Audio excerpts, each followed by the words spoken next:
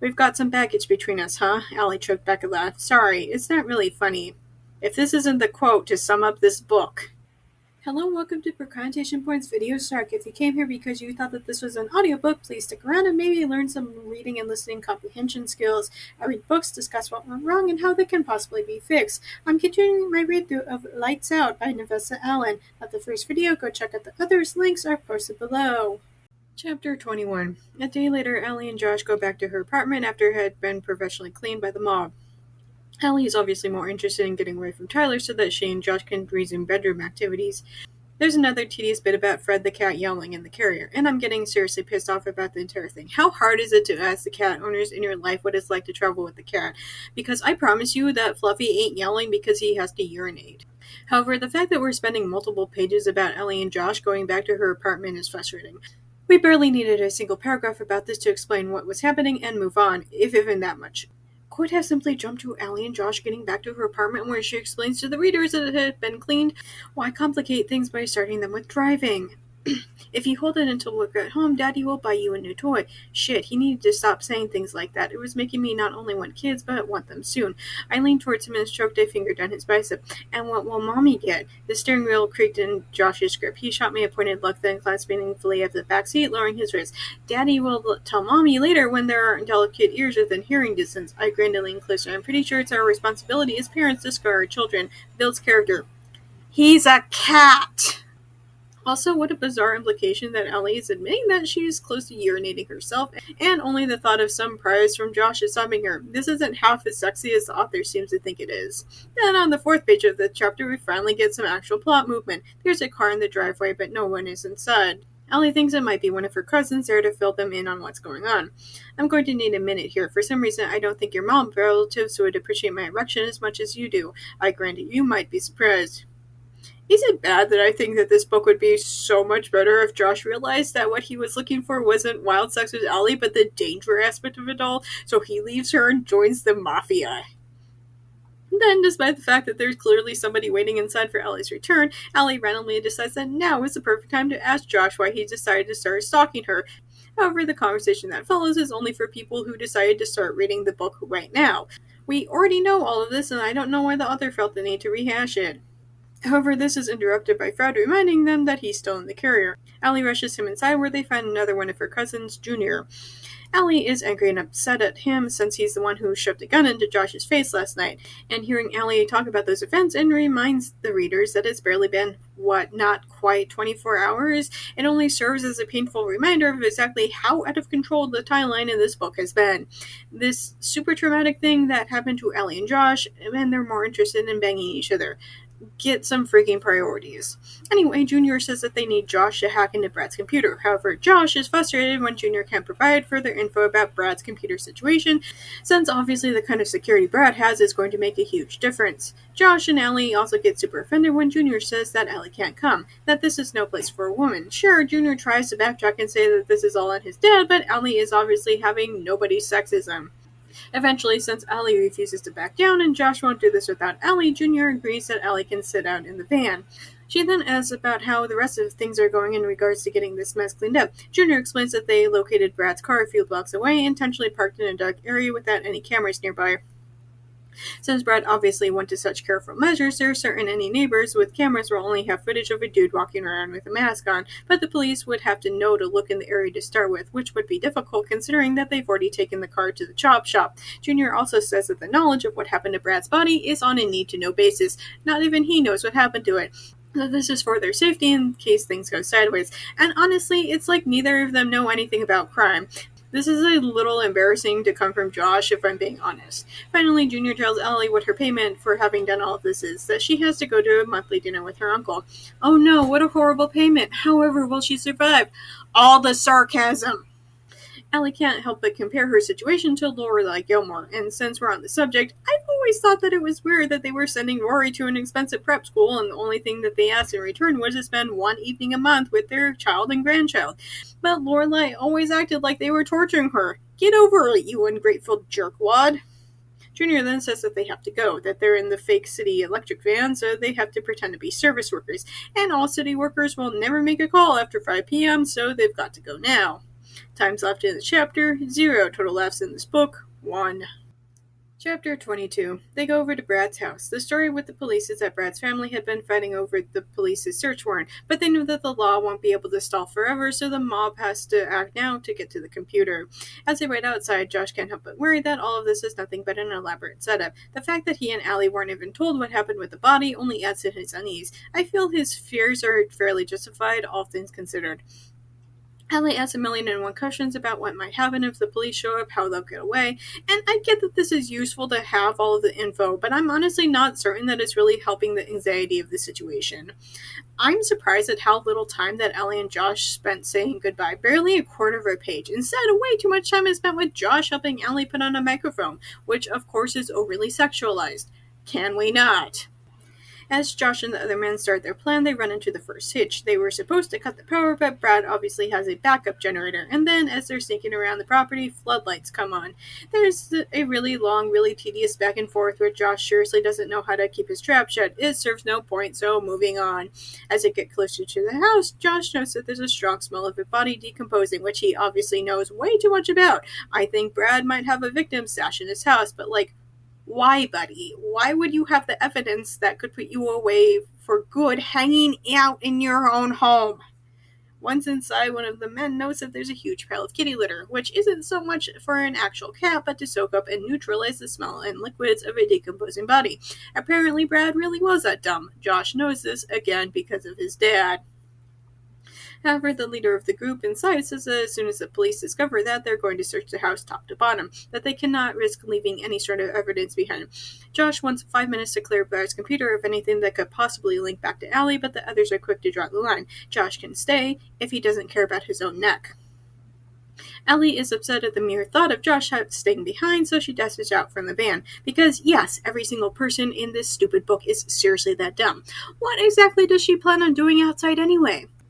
Josh then gets to work to crack past Brad's computer password. Once that done, he sets crawlers out to delete literally any lingering data about Allie that could be on the computer. After he sets that to work, he then leaves the room and goes in search of Brad's still missing phone. Allie is waiting outside, and I guess that the guys already left because they're suddenly alone on the radios. But she says that a car pulled into the driveway. Allie tells him to get out. It could be anybody. Josh is convinced that in Brad's 8-bedroom house, he'll have plenty of places to hide. He still needs to find the phone and finish the wipe of the computer. When he gets back to the computer, he finds that there's a lot of damning evidence on his hard drive. How could the man possibly have been that sloppy? After a certain point, no amount of money thrown at the justice system could possibly stop them from charging him with multiple murders. As he's finishing up removing Allie, he hears voices out in the hall. He thinks that it might be Brad's parents, the way that they're talking about Brad. They think Brad ran off to Europe and complained about the smell of trash. Josh thinks that it's probably good that Brad's parents don't recognize the smell of a rotting corpse. But hearing them outside makes Josh decide to copy over everything on Brad's computer, in case they'd come over to hide and or destroy evidence. However, it takes time to transfer that much info over, even on the fastest of USB drives. Josh ends up needing to hold the physical lock on the door in order to prevent the people from opening the door. Josh drops out the window and implores Allie to tell Junior to tell his men to turn the alarm back on. After she does this, Josh shows a patio chair through the glass door and tells Allie to run like hell. As the two of them escape through the woods out back, Josh explains that he was thinking, if the police think that a crime is currently being committed, they can enter into a house without a warrant.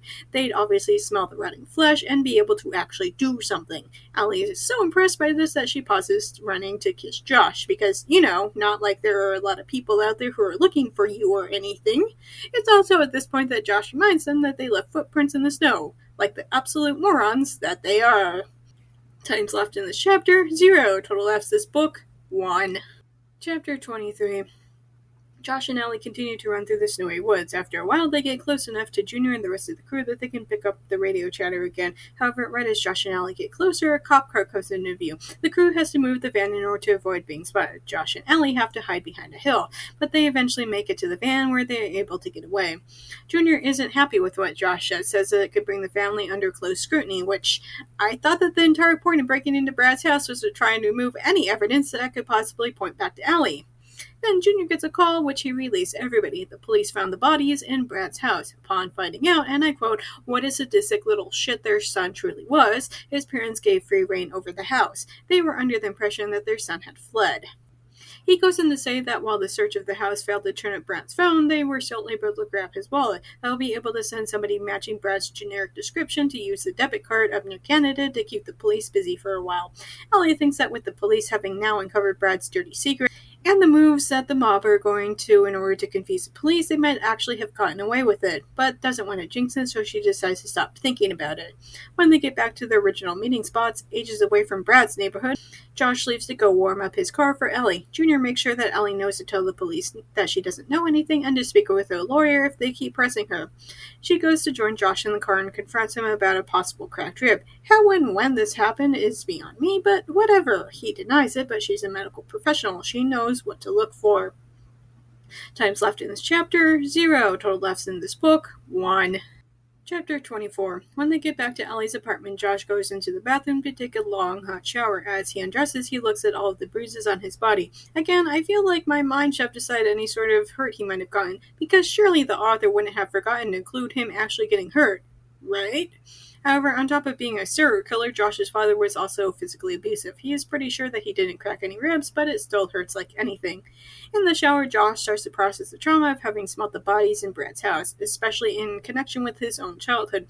He's scrubbing frantically when Ellie joins him and complains that he still smells like dead bodies. However, this is obviously psychological, and Ellie insists that he smells fine, but she gets him to open up about it. He recounts when he was a tween driving in the car with his dad. The smell was so overpowering that even opening the windows did nothing. Dad insists that he hit a raccoon, and in the summer he must have been baking the remains still in the car. When Josh went to get something to clean the car up from the trunk, his dad pushed him so hard that he still has the scar. After that, Dad was super apologetic. He insisted on taking Josh straight home to clean his wounds. However, rather than to actually go inside with his son, Dad dropped Josh in the driveway and disappeared for 2 days. When he got back, the car smelled and looked brand new. Josh laments that he can't remember the exact date that this happened. He now knows that his dad was really active that summer, that there are a lot of his father's victims that are still missing. If Josh could remember the exact date, that might help find one more body. Ellie is quick to tell him that none of this is his fault, that his foggy, forgotten childhood is his brain trying to protect itself from the trauma. We've got some baggage between us, huh? Ellie choked back a laugh. Sorry, it's not really funny. If this isn't the quote to sum up this book. Ellie then expresses the fear she'd had in letting Josh go into Brad's house. He tells her that they took extra precaution to try and cover up their tracks, to leave no evidence behind. He apologizes for having yelled at her over leaving the van, that he was simply trying to protect her. Josh tries to wash her, but his bruises make them stop. She checks him over in a medical way and determines that his ribs are only bruised, not cracked. He needs to go get ice on the bruises. That taken care of, they express how they're both waiting for the other shoe to drop. Why did Junior have such fast access to what the police knew? They also don't like how they're out of the loop with Brad's body, the remains of Brad's car, and even the bit about using his debit card New Canada. Even though I feel like anybody who is even a little familiar with crime dramas and true crime could tell you that the reasons for all three of those things. Ugh.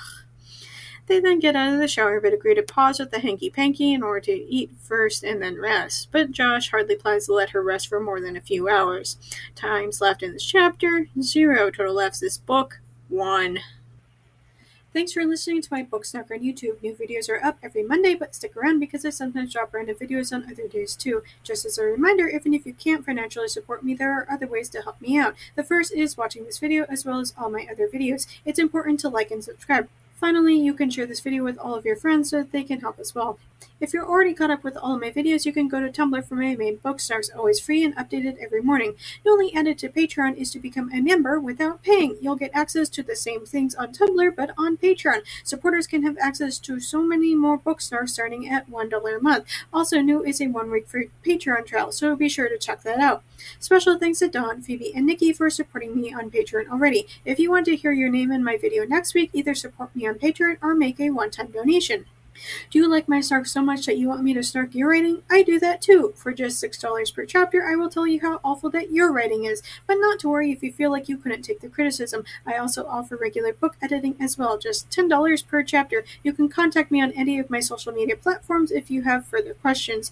If you want to read some of the things that I've written, you can purchase my works on Amazon. I have a slew of spicy short stories and 2 full-length novels. I also frequently run flash sales on my stories, and if you don't follow me on any social media, you might want to do so just so you can know when I might be offering things for free. Links for everything will be posted below. See you next week, guys!